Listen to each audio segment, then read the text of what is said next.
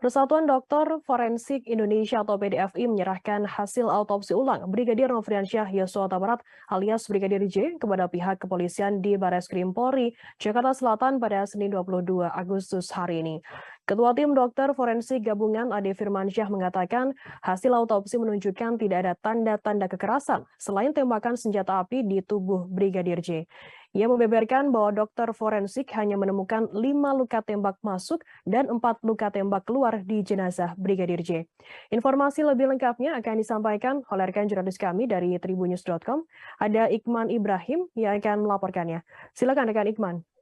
Ya, benar rekan Brigda. Memang tadi Perhimpunan Dokter Forensik Indonesia atau PDFI menyerahkan hasil autopsi ulang jenazah Brigadir Yosua Huta Barat alias Brigadir J kepada pihak kepolisian di Barreskrim Polri Jakarta Selatan.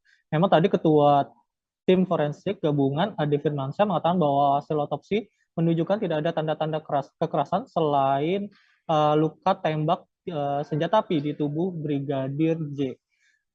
Tapi tadi dia juga merinci bahwa jenazah Brigadir J ditemukan 5 tembakan masuk dan 4 tembakan keluar.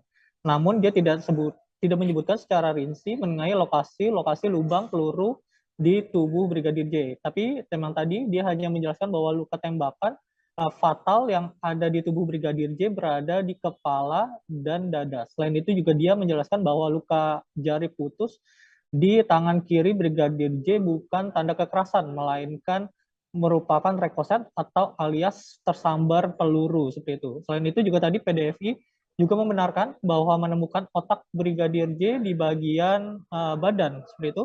Namun hal itu menurut Ade merupakan hal yang wajar lantaran masih bagian dari proses otopsi yang pertama. PDFI juga tadi mengungkapkan bahwa pembusukan jenazah Brigadir J menjadi salah satu kendala yang dialami oleh tim dokter forensik. Namun begitu, tadi PDFI juga menegaskan bahwa mereka bekerja profesional dan independen dalam menganalisa jenazah Brigadir J. Sebaliknya, tim dokter juga bekerja tidak dalam tekanan pihak manapun.